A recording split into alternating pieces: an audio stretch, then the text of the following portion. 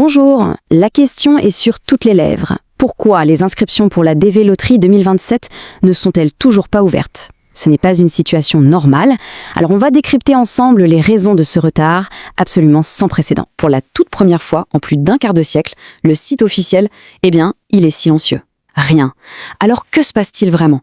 On va plonger au cœur du problème pour tout comprendre. Et ce silence, ce manque total d'informations, c'est du jamais vu dans l'histoire de ce programme. Du coup, on comprend tout à fait que ça crée une énorme confusion, et même de l'inquiétude chez tous les candidats qui attendent impatiemment de pouvoir s'inscrire. Il faut bien se rendre compte, ça fait plus de 25 ans que cette loterie existe, et jamais, au grand jamais, on n'avait vu un retard d'une telle ampleur. C'est ce qui rend la situation actuelle si particulière et qui mérite qu'on s'y attarde. Alors, pour comprendre ce qui se passe, il faut remonter à la première pièce du puzzle. Le premier indice, c'est une toute nouvelle règle qui vient d'apparaître, un frais de participation. Un frais symbolique d'1 $ seulement. Et là où ça devient vraiment intéressant, c'est que ce nouveau frais n'est pas juste une petite ligne dans le règlement. Non, il est encadré par une loi américaine très précise, l'Administrative Procedure Act. Et cette loi, elle a des règles très strictes, notamment sur les délais de mise en application. Regardons la chronologie. Le 16 septembre, la règle de ce fameux dollar de frais est publiée officiellement. La loi impose alors une période d'attente de 30 jours, obligatoire, pour que le public soit informé. Ce qui nous amène au 16 octobre. C'était donc la toute première date à laquelle, légalement, la loterie pouvait ouvrir avec ce nouveau système. Et quand le 16 octobre est arrivé et que rien ne s'est passé, le mystère n'a fait que s'épaissir. La question devient alors évidente. Si la date était fixée, si légalement tout était prêt pour un lancement le 16 octobre, qu'est-ce qui a bien pu tout bloquer? La réponse, personne ne l'avait vu venir. C'est un rebondissement digne d'un film, un événement qui a mis à l'arrêt une bonne partie de l'administration américaine. Et cet événement, c'est le fameux shutdown du gouvernement américain. Depuis le 1er octobre, le gouvernement est partiellement paralysé, et c'est ça la cause principale, la racine de tout ce retard. Alors, un shutdown, qu'est-ce que c'est concrètement? En gros, c'est quand le Congrès n'arrive pas à se mettre d'accord pour voter le budget fédéral. Résultat, toutes les agences gouvernementales jugées non essentielles ferment leurs portes ou tournent au ralenti avec un personnel réduit au strict minimum.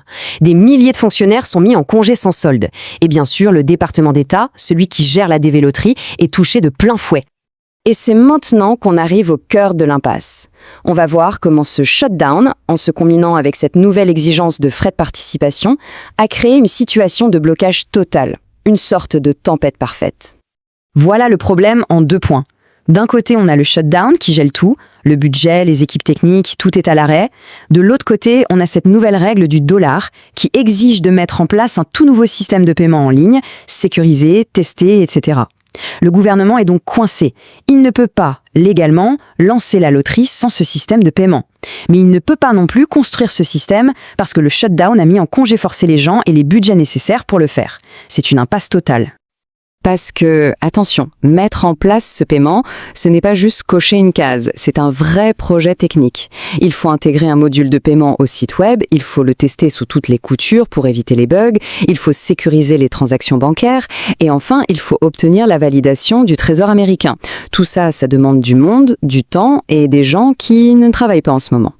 Cette citation résume parfaitement la situation. C'est comme un avion sur le tarmac, prêt à décoller, les moteurs tournent, mais il n'a pas l'autorisation de la tour de contrôle. Le site de la loterie est prêt, mais il est cloué au sol par un problème administratif complètement externe. Bon, maintenant qu'on a compris le pourquoi du comment, la question c'est à quoi peut-on s'attendre? Quel est le scénario le plus réaliste pour une ouverture enfin? Pour avoir une petite idée, on peut regarder dans le rétroviseur. Les shutdowns passés, combien de temps ont-ils duré? En 2013, c'était 16 jours, mais en 2018-2019, on a atteint 35 jours. Il n'y a pas de règle, ça dépend vraiment des négociations politiques à Washington. Et attention, même quand le shutdown sera terminé, l'ouverture ne sera pas instantanée. Il y a toute une machine à remettre en route. Les employés fédéraux doivent revenir, les systèmes informatiques doivent être redémarrés, et surtout, il faudra finaliser, tester et valider ce fameux module de paiement. Il faut donc s'attendre à un délai technique d'au moins 1 semaine au minimum après la fin du shutdown. Donc, si on met tout ça bout à bout, la durée incertaine du shutdown, plus le délai technique incompressible derrière, un scénario avec une ouverture avant le mois de novembre semble aujourd'hui très, très peu probable. Au milieu de toute cette attente et de cette incertitude, quel est l'élément le plus important à garder en tête? Le voici. Le point absolument crucial à comprendre, c'est que ce retard est dû à un blocage administratif qui est temporaire. Ce n'est en aucun cas une annulation du programme de la Divise Loterie. Le programme en lui-même n'est pas remis en cause. La clé, c'est donc de rester patient et de se tenir informé via les canaux officiels. Et tout ça, finalement, ça nous amène à une réflexion un peu plus large. Est-ce que la patience est en train de devenir la nouvelle qualité indispensable pour tenter sa chance à la loterie américaine? Avec des obstacles administratifs de ce genre, on peut légitimement se poser la question. L'avenir nous le dira.